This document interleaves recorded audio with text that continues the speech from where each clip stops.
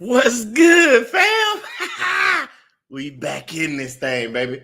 Hey, man, I got a question. How has y'all week been? I'm talking about. I really want to know because, man, we once again had rain sweep. I'm talking about sweep across us all, and I'm like, man, what is going on? Oh man, what's good, fam? Hey, we in this thing, man. It's time to get busy because last week we had a fun week, and that week I really kind of based it off of some things we talked about in the last live. So I figured, hey, let's see if it'll work, if we can implement it, because I know it'll work. But I had to figure, I felt like, let's put it like this. I know something that would work because I've done the research. I've done the, I guess you could say market analysis. I went out there and I was your test dummy as I was figuring it out. But I ran around, doing my local thing in Texas to see if it was work based off comments that happened in the last live last week. And let's see. One of those comments was somebody wanted to make $2,500 a week. And one of the family members was like, hey, that might be a little optimistic. But I was like, no, it is possible. I know it's possible. Why? Because your boy has done it a couple of times, which hence the title of this video, The Proof is in the Pudding. Now, I don't know. That's a saying that everybody says, the proof is in the pudding. But I don't think everybody, I don't know, maybe you do know. So I'm just going to explain it just for those people that, the fam that don't know what that exact phrase means. But it basically, you can Google this if you want to. If I'm off a little bit, fam, let me know. But it basically means that somebody has experienced something or went through something, got firsthand knowledge kind of to understand that this thing works, whatever it may be, versus somebody's just going off of their opinions, their feelings, whatever it may be that makes them think something doesn't work or does work. And I know the proof in the pudding that you can make $2,500 a week in this game. Of course, some people probably say not right now with everything going on with tariffs, but I told you, fam, somebody asked me to talk more about tariffs. So I'm going to cover a little bit of that tonight too. But the proof is in the pudding. And before I go into details, we got to say what's up because we got fam coming in this thing. They filter in, Don't think you late to the party, fam. We fam over here. You know how I do, like a family reunion, family get together. Ain't nobody always on time. Sometimes I'm late. I might be going to pick up the food, but as long as the person that brings the food is on time, that's the only person we care about being on time. So I ain't mad at you, but let's see what's going on, fam. Them LLC boys up in. Ooh, dispatch is. See, I almost forgot. It's the first one of the day. So dispatch is booming in Dallas. I'm making 15 to 2,000 weekly in Dallas and not even trying. So you trying to see? Last week they said 2,500 seemed like it was a person was optimistic to think they couldn't make that. I'm trying to tell you, fam, I don't know about your market. I told y'all before the markets that I've seen this in. So matter of fact, let's touch on it again. Because I'm in Texas, me and the LLC boys, we getting it. And I told y'all before in Texas, Dallas would be like the number one place where freight comes out of, then Houston, then San Antonio, then El Paso, then Austin. This place is around Austin. A lot of places it goes to, but not a lot comes out as opposed to the other ones. But that's Texas. And that was the other part of last week when I was like, hey, man, I'm running around learning this stuff. I have no problem being your test dummy. I told y'all before, because like the proof in the pudding, I say, in order for me to explain it, you have to experience it. I can't talk about places. That's why you don't hear me say much about Seattle and Washington, Oregon and all them places up there. You don't hear me talk about New York, New Jersey. Why? Because them ain't the markets I run to because I really don't have to. I told y'all that I could just stay in Texas and I explained that. And the LLC boys just showed it. They making 15 to 2,000 without even thinking. And that's with everything going on with the tariffs. But again, we gonna tap back into that. Give me a second. I gotta keep saying what's up to the fam, man. I gotta talk to y'all. What's up, Edgar? That boy in this thing. Blue B say late pull up, but I'm here to say what's up. Hey, baby, we happy to see you, fam. We love when y'all pull up on us. Them no chill zone. Hey, he trying to see what the vibes is, fam, because we over here, we stay vibing, especially on the live. Oh, the JCM operation, y'all always in the building. Hey, ATL in the house. So I told y'all I give you a little sneak peek. So we talked about them locations that it's kind of going off.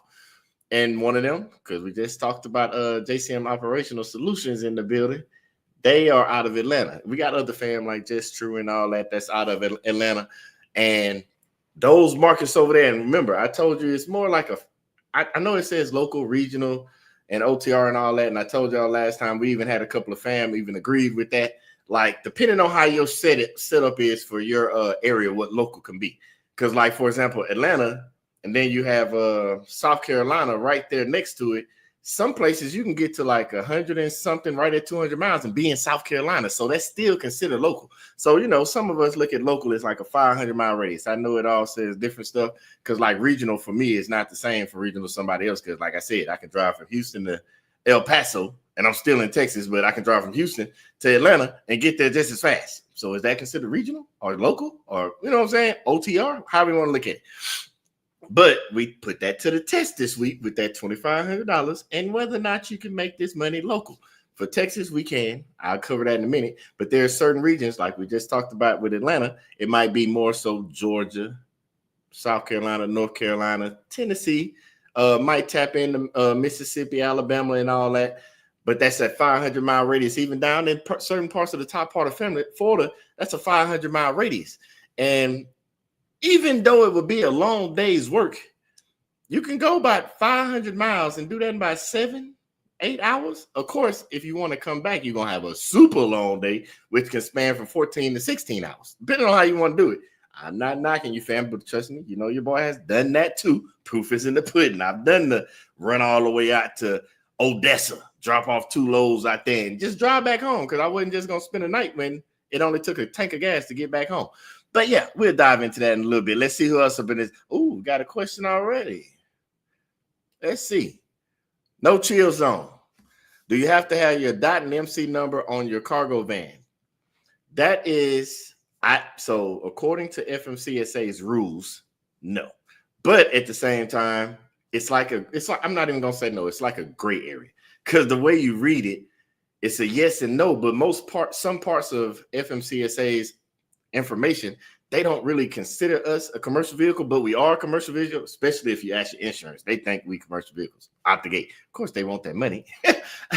But I've seen both. I've seen people not have it on there, and I've seen people with it on there. It all depends, I guess, on your preference, how you're moving. If you want to check your I's, cross your T's, dot your I's, cross your T's. Ain't that how to say it? Yeah, you get what I'm saying, fam. So it all depends on, I guess, that situation, but it's kind of in a gray area for us. Of course, the big boys, they have to put all that stuff and all kinds of information on there, but the way it reads is kind of gray. I look into it again and get back to you with a solid. Matter of fact, y'all know your boy. Why figure it out? One of these days, I might just call up the FMCSA because you know I call in a minute. We ain't gonna beat around the bush with resource. Let's go get it from the horse's mouth. So let's go figure it out. Matter of fact, let's write that down. Hey, I take notes. Hey, y'all thought y'all was the only one out here taking notes? I got my handy dandy notepad. We're going to find out if you have to have it for sure. That way we're not in the gray area again. Do you need it? Write that down for you, fam. All right. Now, let's get into what we was talking about a minute ago. So, as you know, your boy went out last week, and I picked up a load on Monday. I was in Georgia. And I drove that load to Mississippi. And after I got through, I was in the middle of nowhere. Literally in the middle of nowhere. And it was like I had choices to make of where I went to. Where I either went up north like 200-some miles to Memphis, or I went 400 miles to Dallas, or, you know what I'm saying? I had options, Shreveport, Louisiana, and all that, or just go back to the house. And since everybody knows me so well, apparently, because based off the comments, everybody was like, we knew you was going home. Y'all think y'all getting to know your boy. I see y'all rocking with me so much. Y'all think y'all know me. But I went home. Mm-hmm. You knew I was going to the house, fam. And so that made me kickstart let's see. Now, granted, I know the first load was from Georgia to Mississippi for $450. But we've already established, fam, that we can make $450 in Texas without ever leaving. So don't take off the location where it was started and dropped off at. We can make the $450 in Texas on the load. And then the next day, we picked up a load, ran down to Brownsville for $575. Yeah. And then we picked up another. We drove back home. Remember, I told you that radius, Brownsville is like 300-some miles. Well, at the end of the day, I'm not finna just stay there and spend the night. It's a tank of gas. I just came home and it's made for a long day. I want to know, y'all tell me, because some people think I'm crazy. I might be. I told y'all in the video, you gotta be a little crazy to do this thing. But would y'all drive, because the 300 some miles is roughly like 6 hours. Would y'all drive 300 some miles down to wherever you're going? Nothing's there. Drive 300 some miles back, which makes for like a 12-hour day. 13 if you count loading and all that stuff, even though it don't take long to load and unload them with little pallets. Would y'all have a 13-hour day for $5.75? I don't know. Maybe I'm just crazy. What would be your bottom number where you like, even if it is $1 a mile, like say it was 380 miles and you just got them for 400. Is 400 bad to y'all to do a 12-hour day? I don't know. After that, let's do it the logical way. It takes a tank of gas to get there, tank of gas to get back there. So after you do CPM stuff, even though we're not going to 0 point down to the number, let's just use the gas.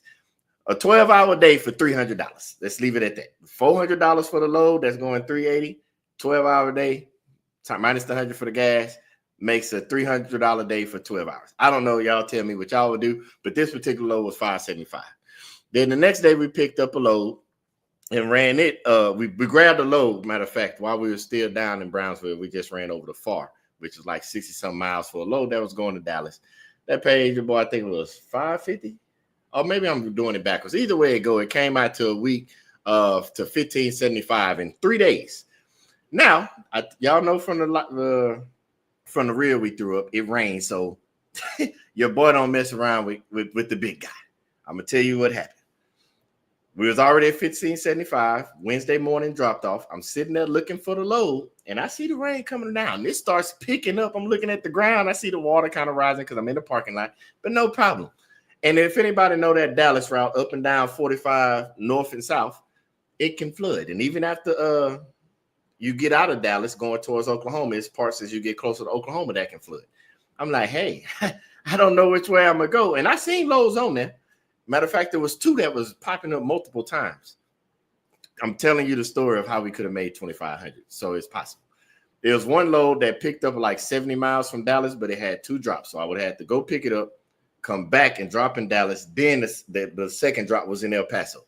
Then another load was picking up in Grapevine, which is right where I was at, and it was going straight to El Paso. That's both 600 some miles. You know, you've already got $1 something for a mile to go there. So that would have been 6 something added on.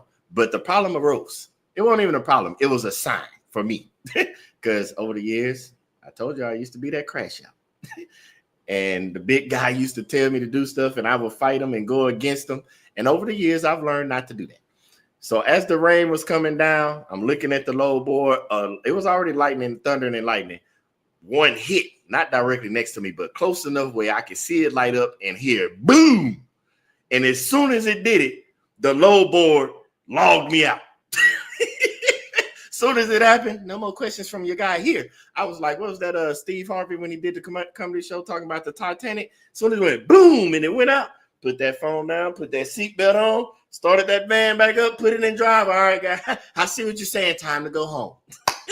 That was the end of that for me. It was time to get up out of there. And man, it was raining cats and dogs. But we still could have got the bread for the week if we would have took the El Paso a little bit. I shut it down. We took Thursday off.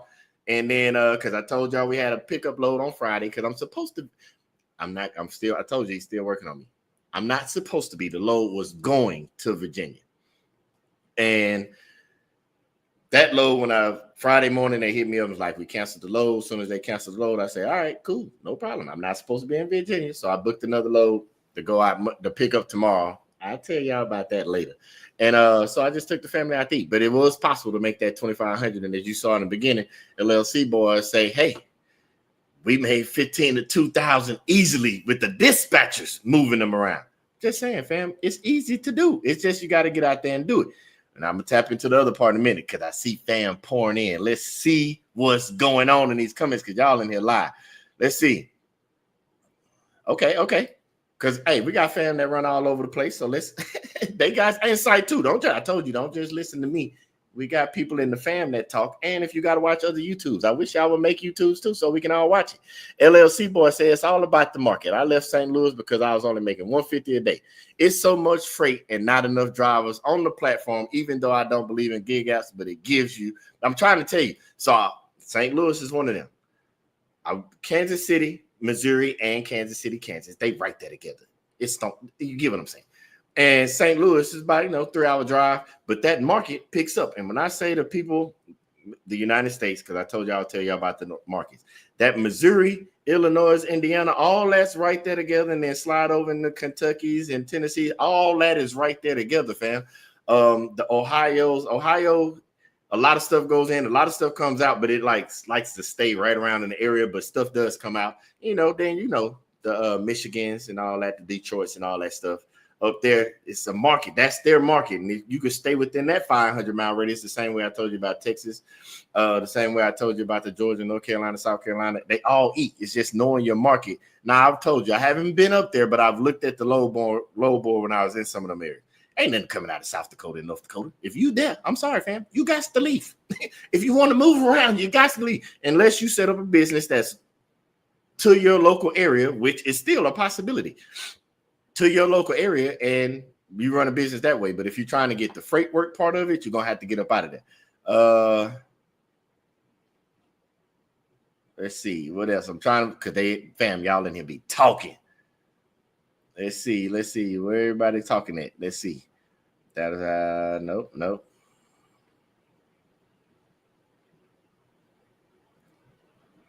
So this is in Dallas. LLC boy is dropping knowledge to y'all in these comments. Don't worry, I'm gonna keep y'all abreast.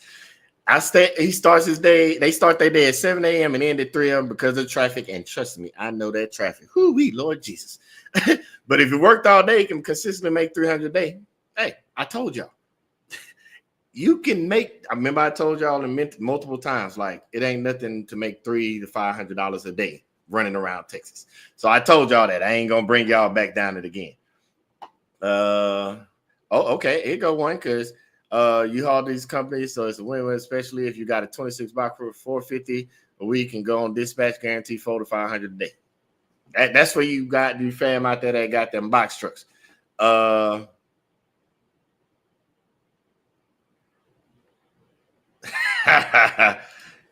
I got you. Hey, you got to say something. When you want somebody to hit you, go. I tell y'all when I'm going somewhere. I ain't going back to Georgia. I'll give y'all a sneak peek. I ain't told y'all exactly where, but I'm about to go. I'm going to Kentucky.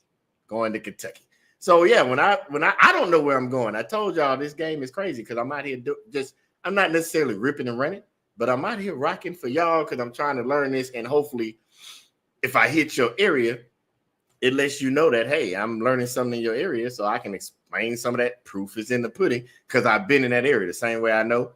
Now, as of now, I don't say I will never go back because God has a way of keeping me humble.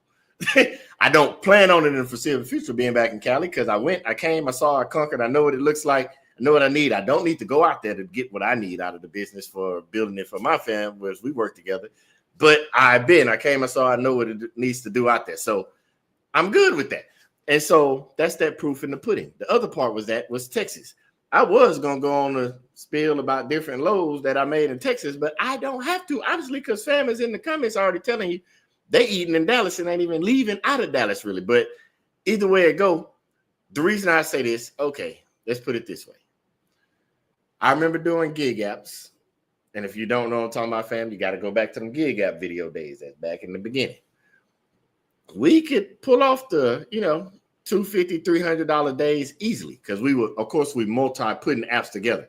That's between like the VHOs, the DoorDashes, the Amazon Flags, the Uber, not Uber Eats. I just did the delivery portion of it, but we just pulled off different apps, the Go Shares, the Roadies, all that. You can pull off the 250, 300.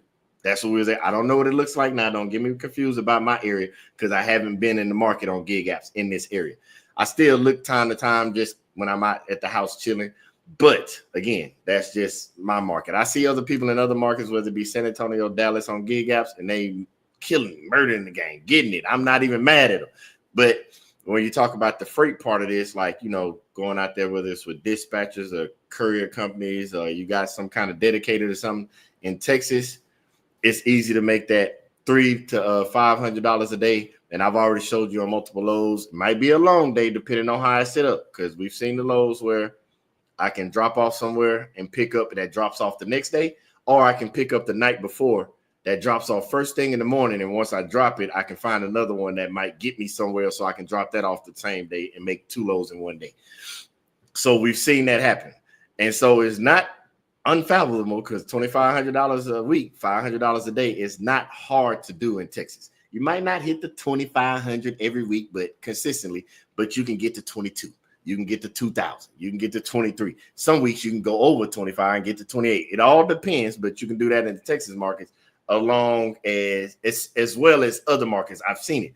I've been in the Georgia market because normally, remember, I used to tell y'all whenever you did your Friday pickup drop off Monday, wherever you landed at. Remember, I used to tell y'all this. I don't know how many listen. I've seen a couple. Wherever you landed, you stay within the 500 to 800 round radius because that's what you can do within the day without burning yourself out and wearing yourself out. You can do that. That's like the 9 to 12 hours worth of driving, 800 miles, 12 hours. That's, right up in there. So you can drive, get to where you're going, relax, drop off first thing in the morning. That's what we used to do. And that's what I was doing. And that's how I learned those particular markets, running circles around those markets. So even I knew in the ATL market, I can run from ATL to VA, I'm saying ATL, but certain parts of Georgia outside of ATL to the VA to North Carolina, and you can still make that $500 a day doing those markets. Let's see, fam. Y'all be talking fast.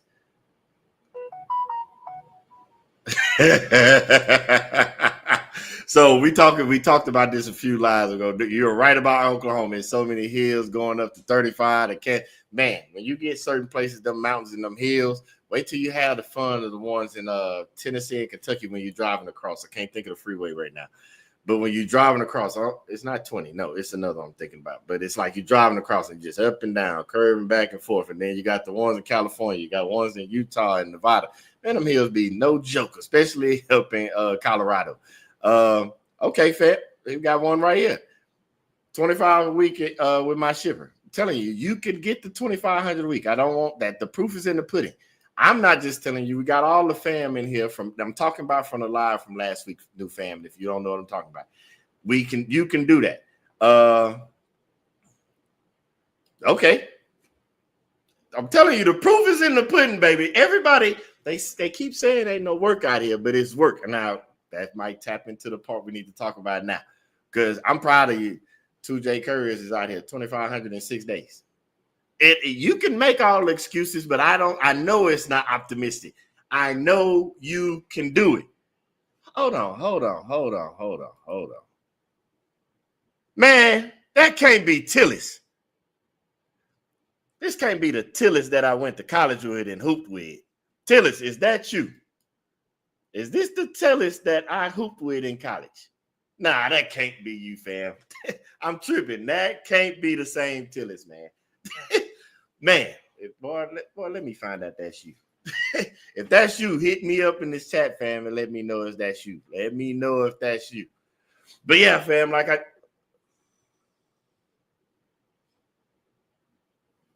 Nah. Don't do that, fam. Don't do that. So Sean said he got to text somebody, offer them for his dot number. Don't do that, because I promise you, I know you're not going to do it. I know you're not going to do it, Sean. Me and you talk. I know you're not going to do it. What's up, Andrew? What up? They talking in the chat. But this is still talking about, probably my kinfolk with. You tell them, hey, I'm just saying. I ain't seen that boy in a minute. Had a Tillis that used to hoop with in college. Used to go down. Don't worry about it. We'll talk about that another time. Let's stay back on topic. But no, fam, do not sell your MC dot numbers. Don't fall for it. Believe it or not, because I wasn't even talking about that. We were going to talk about tariffs, but I'll give you a quick snippet.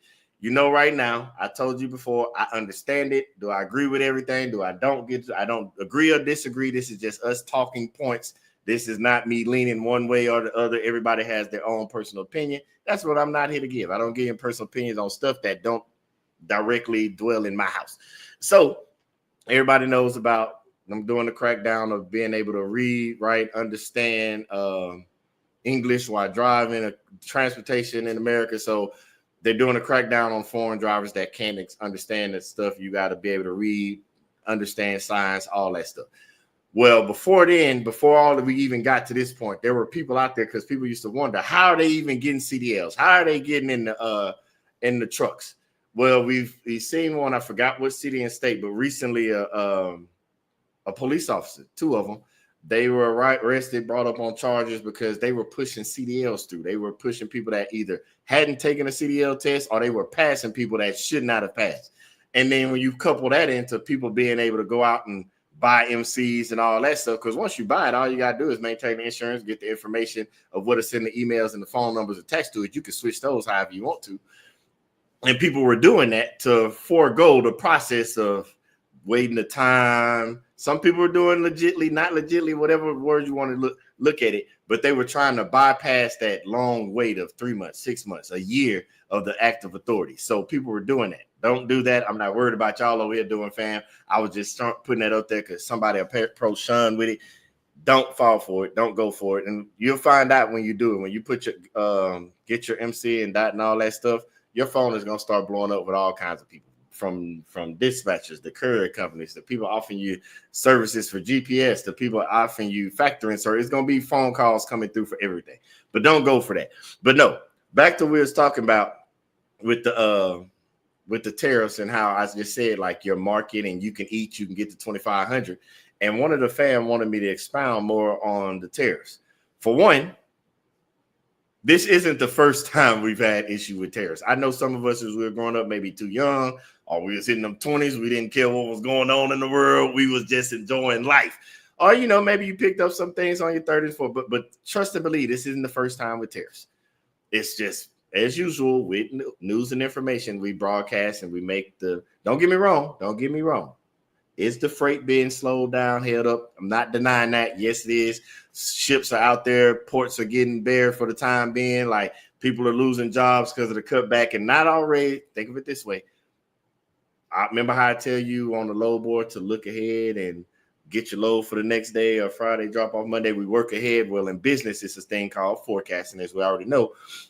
They're not necessarily letting people go because of what's happening in the very moment of the day. It's the predictions, because big businesses, money flows all throughout the day, week, all that. Like, it never stops. So they're doing their projections. And so what they're losing now, in order to recoup that in the other end, they have to start making decisions now to get back their losses. And then they'll rehire, whatever. But when it comes down to us moving this freight, for the lack of better words, as an overall for big fleets, big operator owners, even some of the big guys, it's going to suck for them. For us little guys that's moving 1 or 2 pallets, we're going to be all right, fam. We're going to be all right. Don't get all stressed out. Is the market going to be tight? It depends, because you'll be surprised. Even though a lot of cargo vans, Sprinter vans, not everybody wants to hit the road. No, some people don't even want to leave their city. Some people, and there's nothing wrong with that. They want to be in their bed every single night.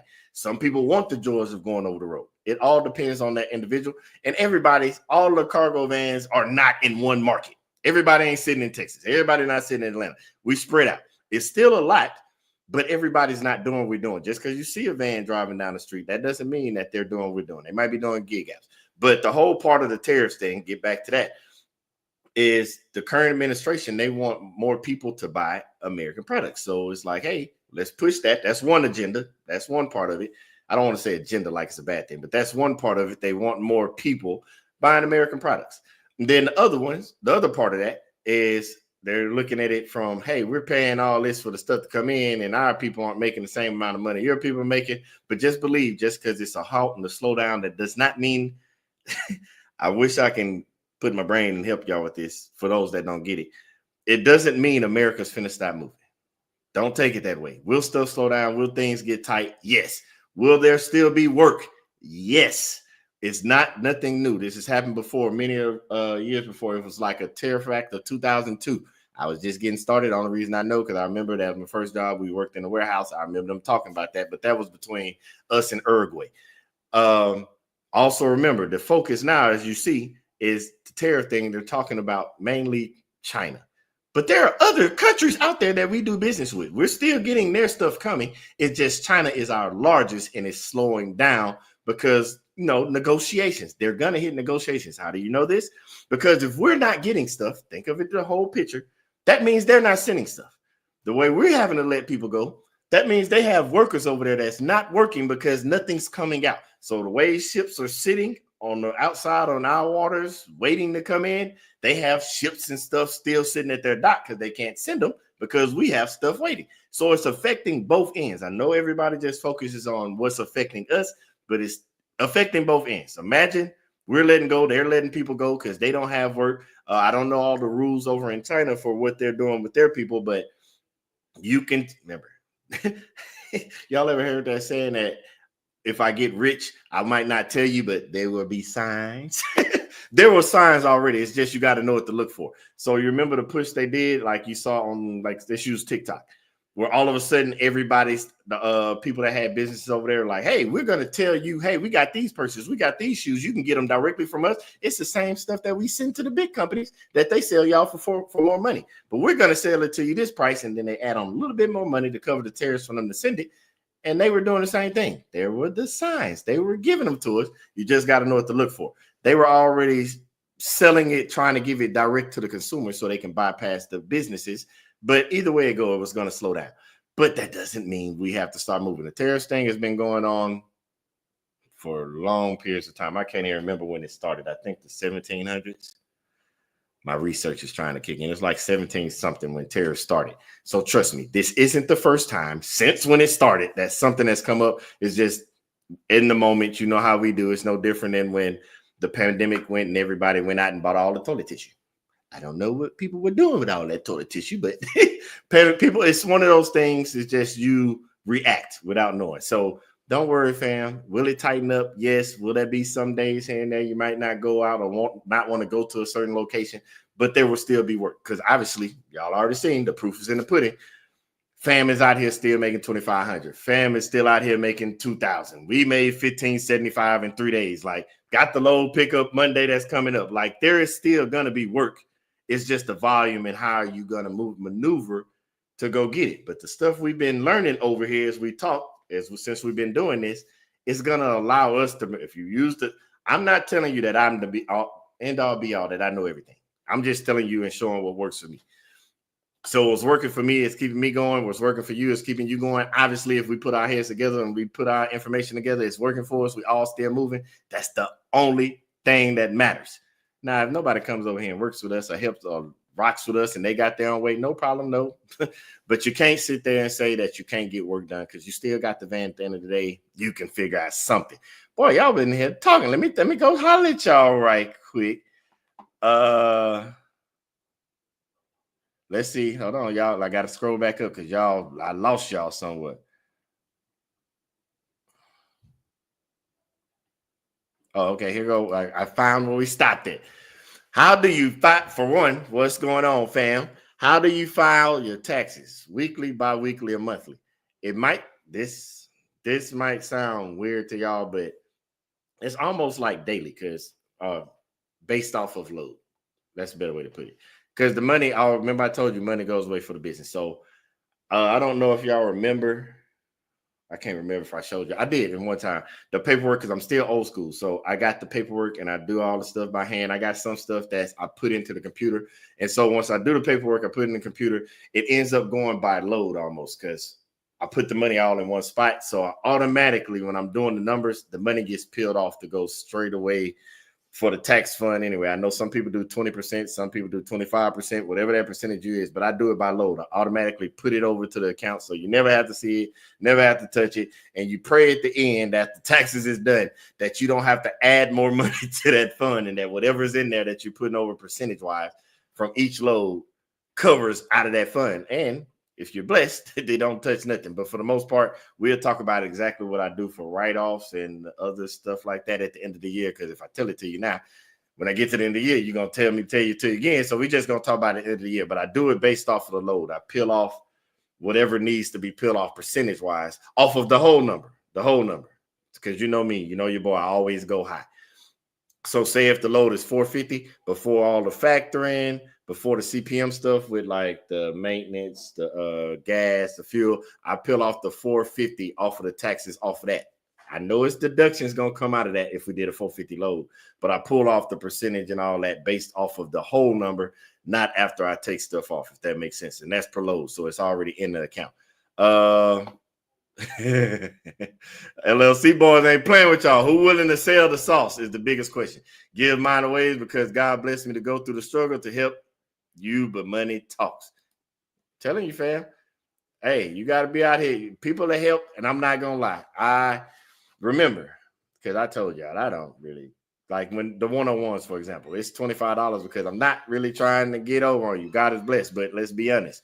If you're going to sit there and somebody gives up their time, you got to give up something because they're sitting there taking away family time. And then, I told you I wasn't worried about a course. I wasn't worried about a books, but apparently I did not know this. I did know this. Let me stop lying. Everybody learns different. And we had a few people in the fam, more than one or two, enough to make me say, okay, that they're like, hey, can you just make a course? Or, hey, can you make a book? I say, hey, I got you. That'll be at the end of the year. But they want to pay for that type of stuff because that's what they need because you're taking time. So I'm not mad at nobody. I told y'all before that gets paid for stuff. My goal was not to just sit here and pump stuff at y'all, be like, pay for this, pay for that. I don't knock nobody that do it. That's just not who I am. That's not who my family is. So when we make stuff, it's for y'all. We're not going to price it to hit you in your head, but you got to spend some type of money because come on, fam. Y'all see us out here. Somebody got to pay for all these. I'll be your test dummy.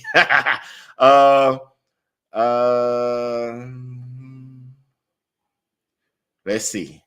I want to address this. So we had fam just off of what LLC boys say. They've been helping other people, you know what I'm saying?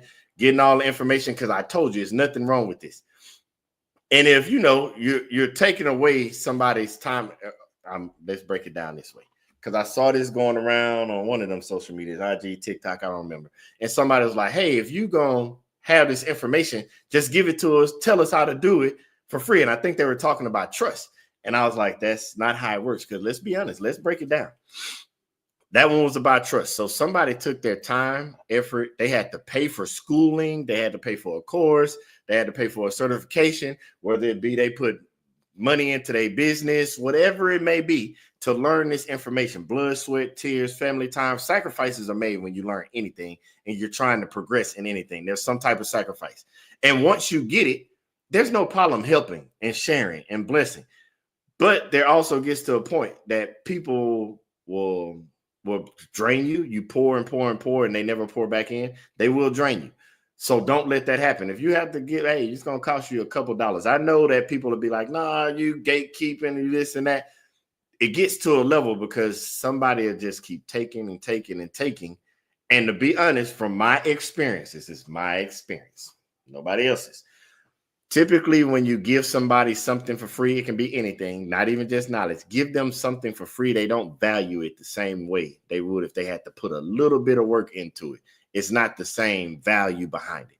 So people that like to invest a little bit in themselves, whether it be knowledge, education, somebody helping them with food, anything, you appreciate it a little bit more. I'm not saying that's everybody. This is just my observance. So yeah, I understand. I'm not knocking nobody, but hey, you will open your eyes when you're doing and taking care of and looking out for people, and you feel like they're taking and draining and don't give nothing back. So I don't knock nobody. I've been there. I understand it. I get it. So fam, do what's best for you. Do what you got to do because at the end of the day, you still got bills to pay. You still got to take care of your fam. The proof is in the pudding. You realize what you've been through and you know you can't do it again. So I've talked about this before, but let's touch on it. With a new authority, is it better to start with a dispatcher or better to start off the load board, or you have to start off doing gig apps? No, so it all depends on you, fam. So the reason I say that is say you're starting with nothing. And I'm talking about nothing, and you start gig apping at your own personal vehicle and you save up your money to get your MC and authority. Once you get your MC authority, if you started off with nothing, then you would have the gig apps as your backup for income as your authority matures. Now, I suggest people to get gig apps and other stuff to have on the side, just as your authority matures, because everybody doesn't have capital or resources just stacked away or another form of resource or income coming into their house to pay their bills while the MC is maturing, they're getting on their feet, or while they're looking for a courier company to work with. Even if you have a dispatcher, they still have to use your authority unless you run out of theirs. Then that takes away that exclusivity, brings on that exclusivity thing where your authority can't mature unless you find one, because there are ones out there, or you just run with a carrier company. So each situation is different. And it all depends on your situation, based on do you have the capital on the side to do the work while your stuff matures, or if you just have to go out there and get it. It all depends on you.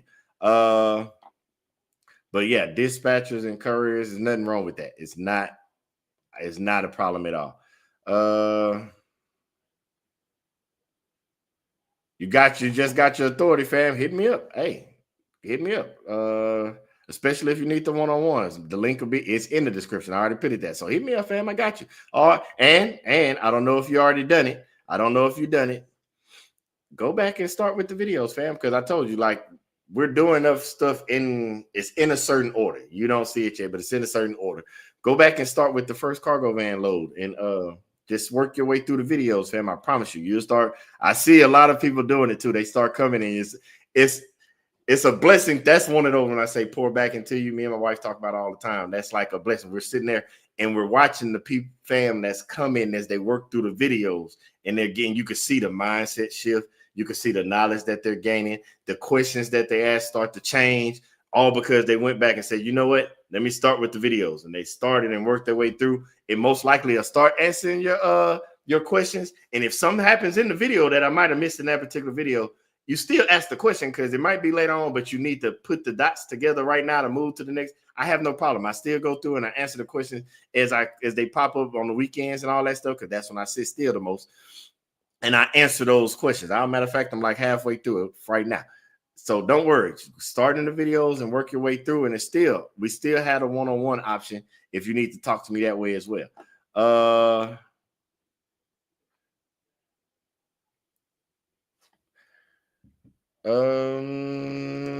Let's see. I'm catching up because fam is in here talking to each other. They helping each other a lot. I love this, man. Hey, man, appreciate you, fam. Love your content. I started Cargo Venture, man. Appreciate you, fam. I just want everybody to win, man. And business, you hear people all the time talk about entrepreneurship, 9 to 5. Let's just be honest. There's certain people that on the same way people will say, like, everybody's not meant to be an entrepreneur. I get that. But my mental spectrum goes the other way as well. Everybody's not meant to work 9 to 5. Like, everybody is different. They know who they are as a person. Some people force themselves into entrepreneurship and they wonder why they're struggling, because you might not be built to be an entrepreneur. There's nothing wrong with it. Same way somebody forces themselves into 9 to 5 when you may not be built to be a 9 to 5. Could you imagine if LeBron James had to sit in a cubicle? He probably would pull his hair out because he's thinking about going outside and hooping on the court. Like, everybody's not built for every single thing. So, fam, I'm happy that you was able to get in that van, and I'm glad the videos help. Keep watching, fam, because we gonna start doing what we can to help everybody, and stick with us. We got you. Let's see. What's going on? More Rose checking in. I'm telling y'all the people that's coming on. Big Rich in the building. There you go, fam. Somebody, hey, Sean, one of the fans that's done the one-on-ones. We've done a bunch of one-on-ones. Hey, do them, man.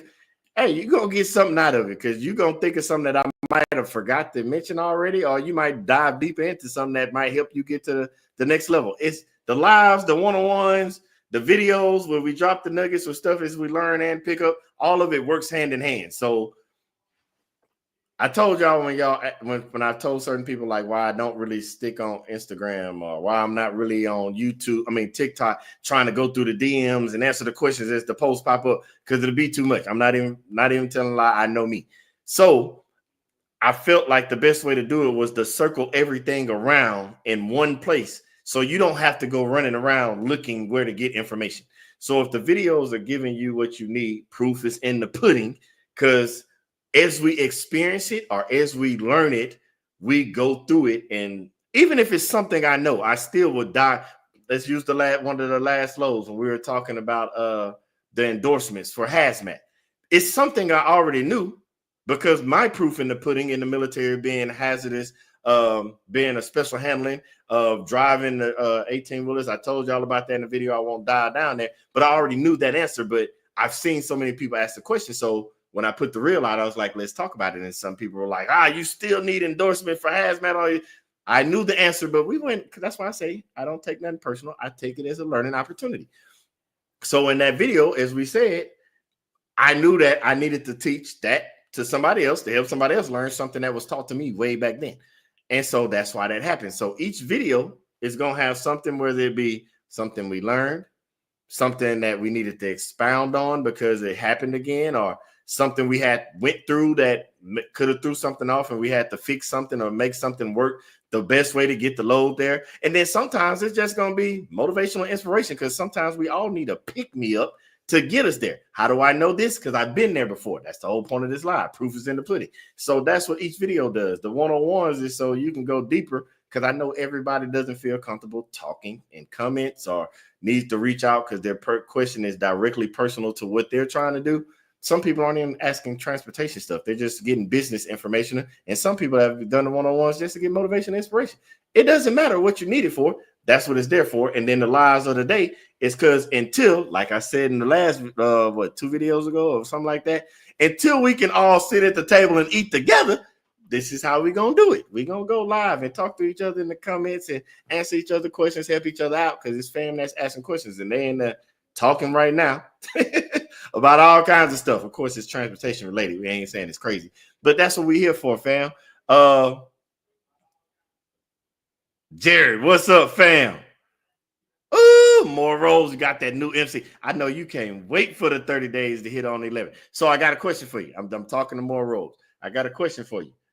So even though it hits 30 days on the 11th, have you been able to get any work since then? Because that's one of those things people ask, like when they get to a new authority, what kind of work they could get. Not telling you have to go in detail or anything like that, but have you gotten work? Has it been consistent? Have you got 1 load, 2 loads, a load a week? What have you got since you got that new authority? Or are you just sitting there letting it mature and you're running with a dispatch or doing gig apps? What are you actually doing that's working for you? So we, fam can understand both sides of it. But no, man, the whole point of this is to get people, especially you, fam, to understand that you already know a lot more about business and a lot more about what to do and how to maneuver than you think you do. You just have to apply what you already know and use it. Like you see people, and I'm not talking about scammers and all that. I'm talking about the people that we were just talking about earlier that charge you. Let's use that'll charge you for something. It's something that they could have been through or could have not been through, but I don't know. This is not me knowing. This is just me going off of comments and talking to different people. There are people say, hey, man, I went and paid for this. And then the information they gave me was stuff I could have Googled, stuff I could have looked up on YouTube.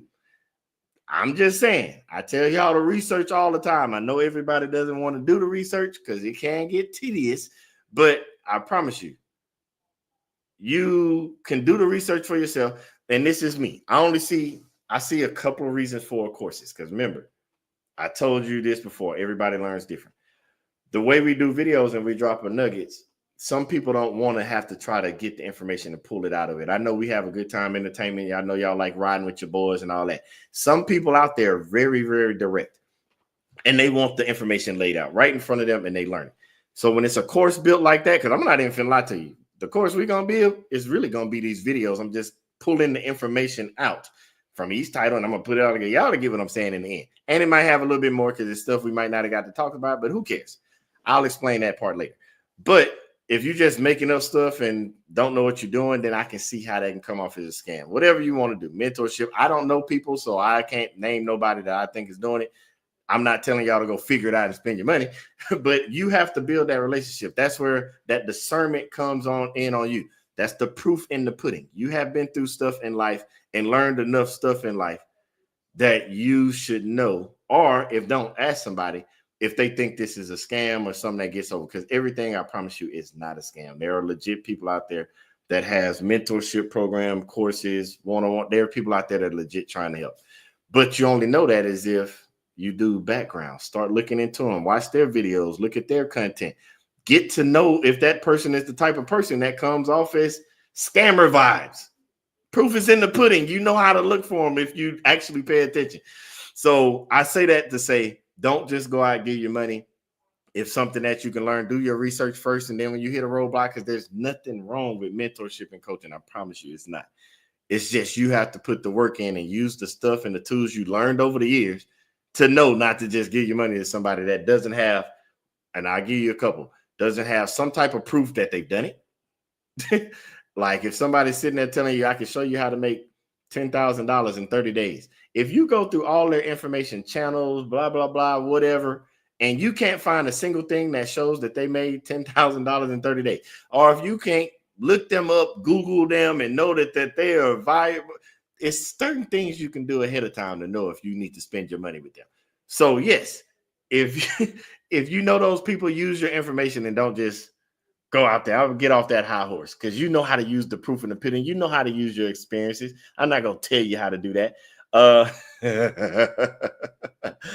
just was talking about this. This is funny. The course is just a big scam, fake stories. People lose money and learn nothing. All fake. Stop copycat. Hey, I'm telling you, it's all about you. You gotta do your own discernment. Where to go? So if you can help with some local good companies, delivery local or local route, something else. So it all depends on your market. Let me see. Did you tell anybody? You're from Chicago is the market you're in. Okay, I just saw that coming. So you're in the Chicago market. So fam, if y'all in the Chicago market, let them know some good company. I'm not in that market, so I can't actually tell you any for that market for local routes. So somebody in the fam, I have to hit you up to let you know about those local runs from Chicago because I'm not actually up there.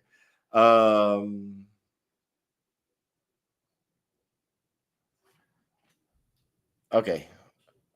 Just created my LLC, calling text dot to get my .mc set up this week. What can I expect? I've heard work on getting local contracts into my 30 agents. So that's a good question. I hear this put out there a lot. Local contracts. It's a couple different because people view that as different ways. In one of the videos I told you about, mentioned T-Force. That's one of those that has those type of contracts that you get from a company. Like it's a 3PL, third party logistics. So when you're thinking contracts, if you're getting them from like a third party logistics, a 3PL, you can do that.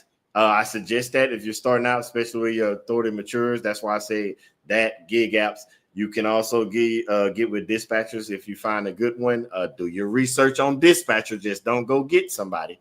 A dispatcher as it matures, and you can also look at the load board at the same time if you want to go that route as well. It all depends on how you want to do it, but it's not like one specific one that I know. You have to look into it. T-Force is one that I just heard a lot of people that said that they get loads and it crosses from cargo vans to box trucks to 18-wheelers. Like you can get a bunch. Let's see if but don't think of it when people say contract routes. I don't want you to get confused that you just walk up to a shipper and you're just gonna get a route. That's a misconception. A lot of people think because if it was that easy, everybody would do it. So yes, you can find them over time as you work with certain people, unless you already know somebody or you got fam that knows somebody or something that can hook you up. That's that networking that you can just walk into and be like, hey, I want to rock with you. Can you give me your work? And you can find those, but it depends on your market, who you know, all that stuff, nepotism, like you know how that works. Y'all are in here talking away.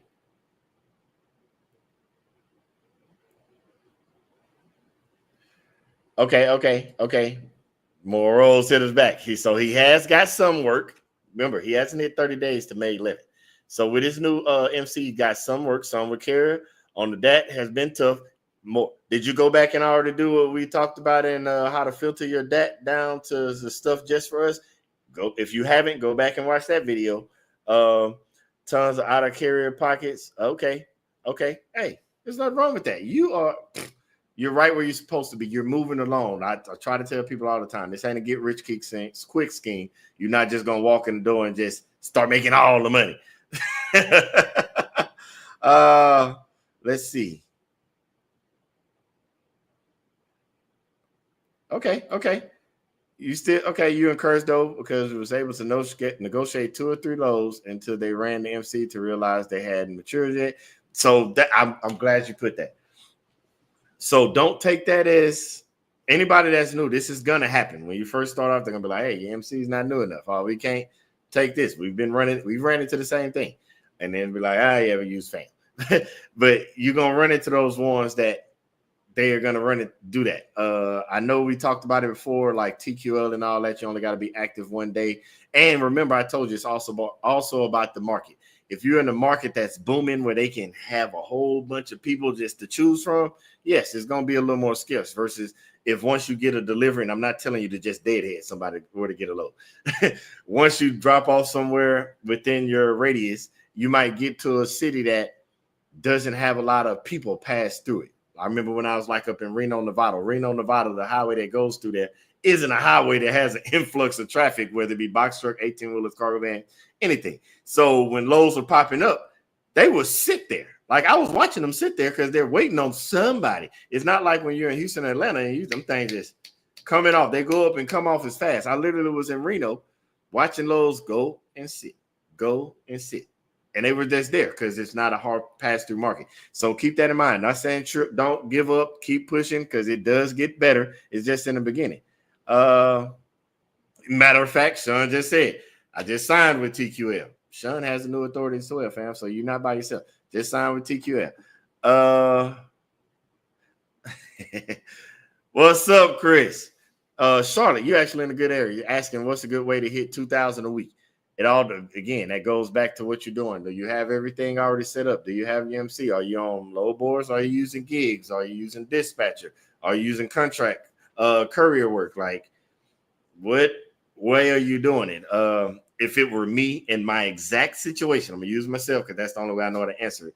In my exact situation, because you're in a good market. Because when I say in a good market, yes, you're in North Carolina, but within your radius from North Carolina, you still can get South Carolina, Georgia, Virginia, Kentucky, not Kentucky, Tennessee, like all that's in your radius. So you can still make that money. And I just see it popped up right now. You said you work with 3 carriers. Like, yes, you still can hit it. The best way, just remember, are your carriers like direct? Do they have you, do they find you loads, or do you have it where it's set up that they already have direct loads for you? Because that makes a difference as well, because there's multiple types of carriers. Some carriers, they give you work. The reason he has 3, some carriers give you work is they get it. If they get a contract, they can give it to you, or it might be spot work where they got the good rates because they got a relationship built with somebody. So it's multiple different types of carriers. That's why I asked that question. But it all depends on what you want to do and how you want to do it, because don't get stuck on one thing. You can put them together. Like I seen some fam have loads that get them on a dat board, get them to a location, then they use gig apps that'll get them somewhere else that they can use. You know what I'm saying? Like you can put them all together to get to the 2,000. But if you, depending on your area, you can get 2,000.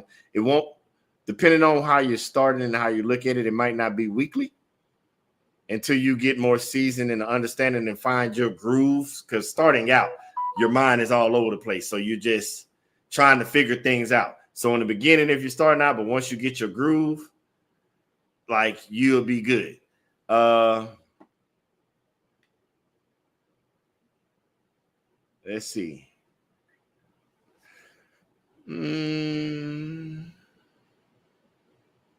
Let's see. Boy, y'all is in here going at it. So Navi is asking y'all, fam, anybody got insight on US pick pack? Help fam out, man. If y'all know something. Yes, Sean. TQ. So how you saying TQL has a load board?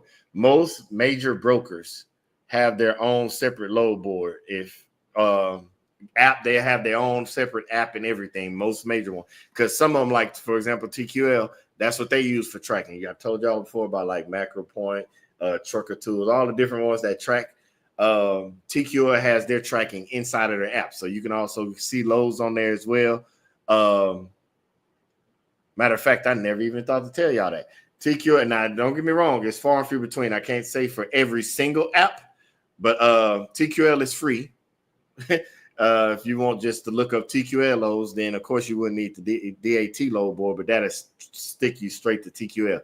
The other load boards for other big companies, you can get on and everything, and you can see them as they put up loads, and you don't have to pay for anything. But I don't know how much volume you would get if you just stuck jumping around all the different load boards, but you can see their loads on there.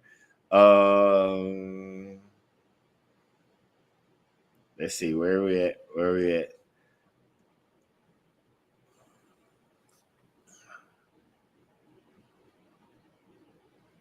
Is it a good idea to be in car? Okay.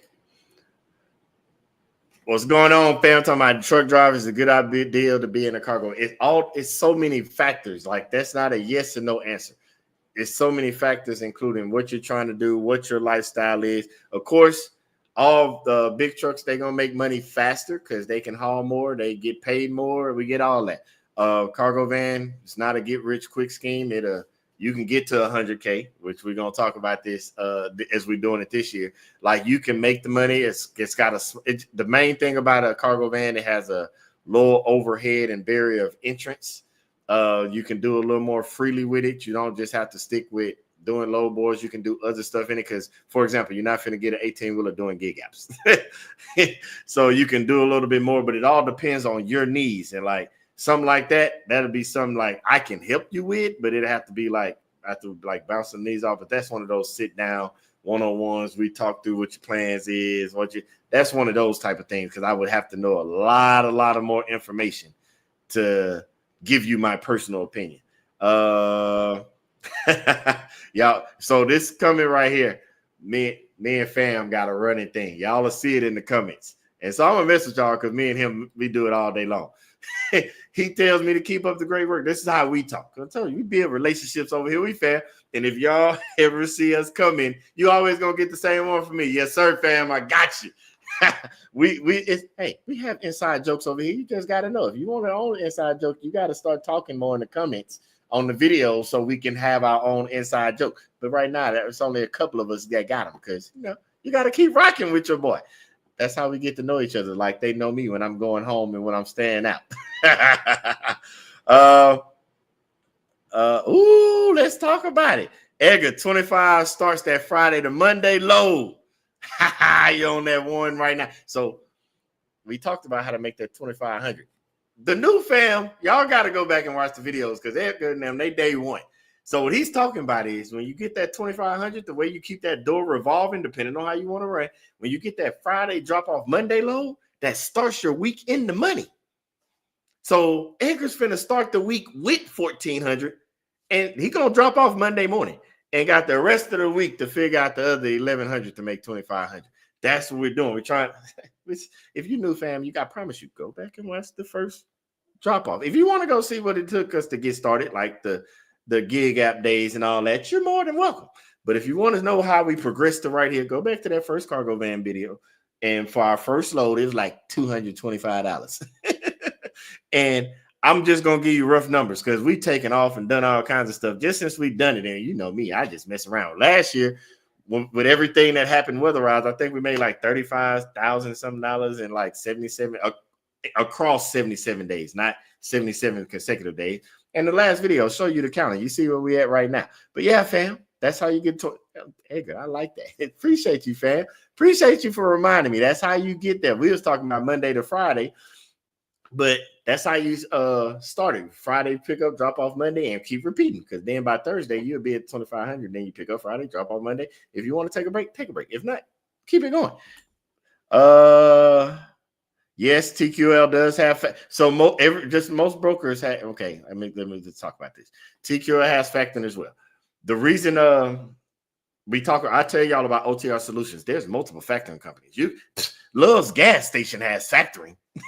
Like there are multiple factoring companies. Don't just stick to one. Do your research for what works best for you. I'm just on the journey. I'm just sharing what I'm doing because that's the only way I can give you my proof in the pudding.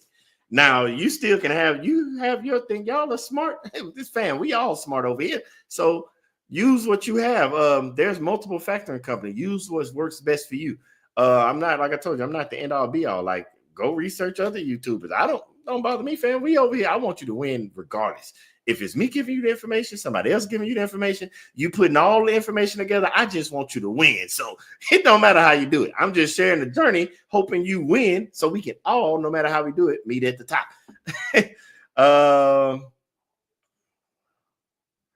So fam said, what do you think about local medical delivery routes and local deliveries? I think it's a good idea if you got the right connections and you know some people. I haven't actually done it myself. Like, yes, I have moved medical stuff, but it was just stuff that I picked up like off the load board, but actual local deliveries. And I'm not saying like I'm not making connections because I still pass out cards. I still give out my information, obviously. So in case we run across that individual, because we've had a couple, we've met the brokers that have contact us first and give us the work. We just haven't come across the shippers that we can build with, which the time is coming. I believe everything happens in time. It just I ain't ready for it. Apparently, God know what He's doing. We gonna get there. We just ain't there yet. But either way it go, this is the best way I like it. all of it's good money. Like no matter what you do. And the reason I put that up there because we talking about everything. Talking about courier, gig, dispatch, load board, whatever you're doing, contract, local, OTR, regional. When you put it all together and you're doing what works best for your family, it's still going to work out the thing. You know what works best. The proof is in the pudding for you. You know what your family needs. You know what works best for your family. You know what works best for you as the person out there going to get it, where you might not want to go TR. You might want to stay local. You might want to be regional. You might want to put a 500 round radius. I'm not even finna lie to you. For me, you do what you want to do. Right now, I got I bump it, but it's between 800 to 1,000 mile radius. I've done enough research for myself because my proof in the pudding that I don't have a reason unless I want to just get in the van and drive. Unless, no, let me rephrase that. Unless it's the Friday drop off Monday. But I have no reason to just get in the van and just go 1,200, 1,300 miles. I've done that. Y'all been with me. We've deadheaded from Los Angeles. We've deadheaded from Michigan. We've deadheaded from Florida. Y'all have been with me through all of this stuff. This is my proof in the pudding. So I have no reason to go that far. That's not what I was doing for. I was doing that market research to help all of us. I done enough of it. I got what I needed out of it. So I don't have a reason to go that far unless I want to. And so that's why I say use what I have, use what other people have, get the information. Remember to pour back into each other. That's why I like the family over here building, because y'all pour into each other in the comments because we're using our proof of the pudding and working together.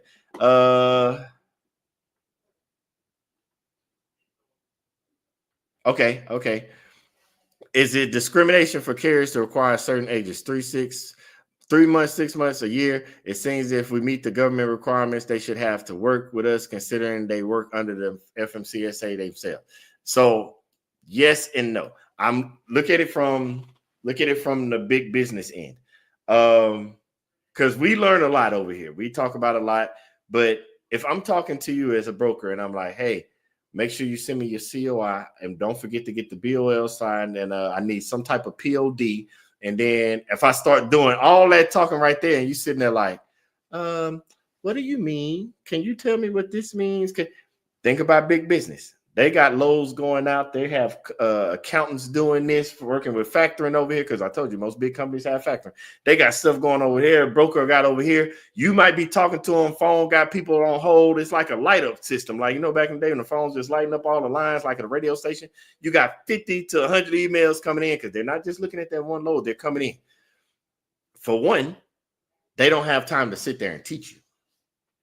The second thing is, not everybody, fam. I know I'm not talking about y'all. We're talking about the other guys. You've seen people and how I've seen videos on YouTube how people handle freight. And it's like, you can't just throw people's stuff around like this. Like, take care of it. It's like anyway, like you might not know, like I've seen people, I've actually watched this. People in box trucks and 18-wheelers, we've seen it. And there's nothing wrong with it because we all have to learn some type of way. I've seen them have problems just getting stuff bagged in and bagged up to the docks. I've seen people that don't know how to tie cargo down. I've seen all types of stuff, and there's nothing wrong with helping and learning, but this is people's freight, and this is millions of dollars sometimes that you're carrying, not carrying on a regular basis, but it's money that you're carrying. I think the highest one I carried was the Blaze that time, and it was like 2-point-some mil or something like that came out. But anyway, you're carrying their freight, and they need to know you know what you're doing, and not necessarily you, because we think about things that your elders used to tell you, parents. Common sense isn't coming. I didn't get that till I got older and realized that it's a lot of people walking around without all the common sense in the world. Some people, and it's nothing against them, but you don't know what you don't know. So if you've never been taught something, you don't know how to do it. And so they make that a requirement. It's no different in school. Like, I can't take somebody and be like, man, you so smart. You graduated 5th grade. I'm putting you straight into 12th grade, or I'm skipping you to college. Yes, there are advanced people that do get to skip grades, but everybody doesn't fall under that. And you don't know who that person is, especially in this market, because they're talking to somebody through email and the phone. Like, they don't personally know you. So yeah, you got to talk to people that way.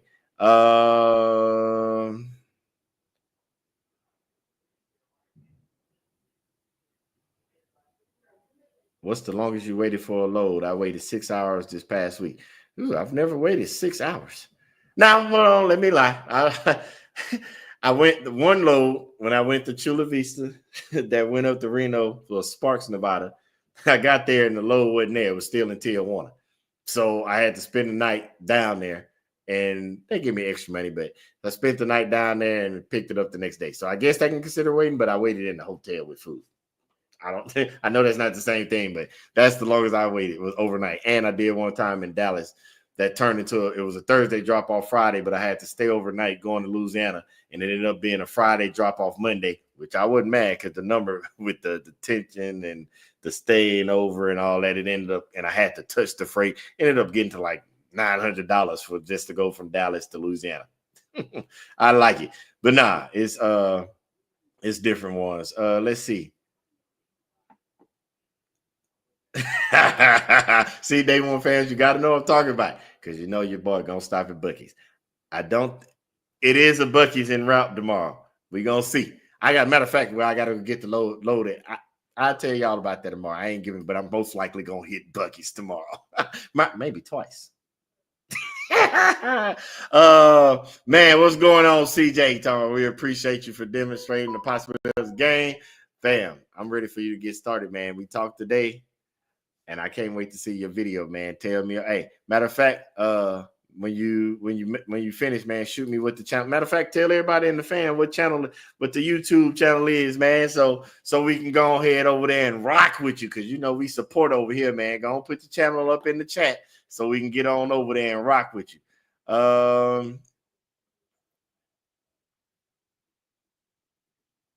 Okay. Do you recommend leasing a cargo van or financing one? I have a family member with a 2011 daybed truck and trailer for $15K. Which route would you go? So, but me, I don't like debt. So I would always try to buy a van flat out if you have the capital. If you don't have the capital, well, first, you have to make sure this is what you want to do. Because I would hate for you to get behind something you haven't done the research to make sure this is exactly what you want to do. So do all the research because it's one of them things I don't want you losing money by getting in the game and then realize I really don't like it. Now, once you come up with that, because I don't knock nobody's way of getting started, you have to do what's best for you. Me personally, I wouldn't lease because I would know ahead of time that this is what I want to do. So that would be already off the board for me. So I would know it either have to be bought or financed. And depending on what type of van or what I'm looking for and what kind of deal I can find, that also factors in. And then it also, what kind of, do you have income coming in that can support the van payment and the insurance while you're letting your MC mature? If you can, that can be an option for financing. But if you can't, money's tight, I always say, make sure you have a capital because don't just sign up for stuff and you don't already have the money, either another source of income coming in or the money stacked up to even come into this business. I know for us with a van, in the van, this is just my personal number. You pick whatever you want to. After you say you already have the van or you have the way to get the van, I feel like you need to have about 20 bands to slide on here for a cushion for safety. That makes sure you cover the van note if you have one, your insurance if you have one, the beginning out-of-pocket expenses. Most likely you're buying used, so you know you haven't combed through anything, so you need some money on the side to fix any repairs that might come up and while you're on the road, and that because it's part of the business, it's gonna happen. And then I also say, if you don't already have stuff set up where you know, because I know some courier companies want you to have the vehicle before you sign up. That's why I always say, hey man, have a gig app or two. So it works while you're trying to find something to go get work in. You can still make some type of money doing the gig work if you don't already have those relationships built, or if it takes like a couple weeks to a month before it gets started. I know for us, and mine was a little different because we were moving at the same time. After we got the van sat for about 2 months because we were moving, doing all kinds of other stuff, kids coming and growing to college. Like we had a lot of stuff going on. So I think in that 2 months, I did maybe 1 or 2 gig loads in the van, but I didn't do nothing else with it. It helped us move, but that's about it. So it all depends on you, fam. As far as the daybed truck and the trailer, I've seen them on the road. I've seen people doing. I don't know what type of trailer you got, but I've seen people doing both. It's basically it'd be hot shotting it, but I don't see a problem with that as well. It's all about what you want to do, man. So it's just whatever you want to do. But CJ, just hit us up. It'll be this profile I'm using right now. I'll be changing my name to Mogul Freight. So everybody, fam, keep a lookout for CJ. He's coming. He has, I won't even say coming. He has arrived. And he gonna be Mogul Freight, but it'll be under his same YouTube handle right here. And if the comments don't come up, go look at other videos because CJ in the comments on other videos, so that way you can make sure you get his YouTube, and then we all gonna go over there and rock with him the same way we rock with everybody else. This is an up and down question. It's not the going number is a year, but I've seen brokers work with you with 3 months. I've seen 6 months. I've seen 9 months. I've seen the ones that work with you right out the gate with day one of being active. It all depends. But for the most part, the going is they want you active a year, especially in big markets where they know they have opportunities to choose from more experienced people. That goes back to what we was talking earlier, why somebody asked Sean if they can buy his MC for $10,000 because they want to bypass that part and get straight to work. And then when things happen that mess up the business that they tried to buy because they don't know what they're doing. But yeah, it goes back and forth. But yeah, it's gonna be rough. I know 3 months is rough. I promise you. But once it gets to where it needs to get, I promise you. I don't know what market you're in, but based on your market, it's gonna be rough for a lot of people at 3 months. But it's still profitable. Fam asked, do you still do VO routes when you're home? Nah, fam. So remember, I told you, I don't just when I'm telling y'all and showing y'all how I forecast stuff, I don't just forecast based off of what I'm doing in that moment. I look at business trends, period, because I told you my whole background is business. So I watch the news, I watch the stock market, I watch all kinds of stuff that talks about business. And so where VHO is at, I don't want to say VHO specifically, we would say that gig apps, certain gig apps. The way businesses are set up when they first hit a market, especially a gig app, let's stick with gig apps. When it first comes out, they're gonna need drivers. So they're gonna make rates a certain way. They're gonna get as many people as they can in to make sure they can fulfill the market. They're always gonna go over because of what they need, because of the simple fact they got to make sure they have enough drivers to go ahead and get the loads. And so the market's gonna look great. But once they get what they need, they kind of plateau it. And it stays that. But then when you hear people say the market's oversaturated, they have algorithms that can tell, like, and I'm not saying people are desperate, but like, for example, VHO, when it first started, when I first got on it, not when it started, when I got on it, you had time. You could sit there and click, okay, I want that. And then so now I don't really want that. I'm going to kick it back. And then I want that. And you can maneuver your loads. And sometimes I can get a load and I can sit there and watch the rest of the loads and maneuver it so I can get another load or another load if it'll fit. But once the market got to where it needed to be, then they said you couldn't take more than one load. Or you had to take it, but they had to have a window in between so you can go and come back. It used to be take as much as you want. And then it turned into the rates start going down because they got the number they needed. So it goes up and then it comes back out. Think of it the same way like think clothes or a retail industry. You can go in there and a shirt or a pair of shoes can be hundreds of dollars. But after they get enough of what they need and it plateaus out, then what happens? It goes on sale. This is just business, like business 101.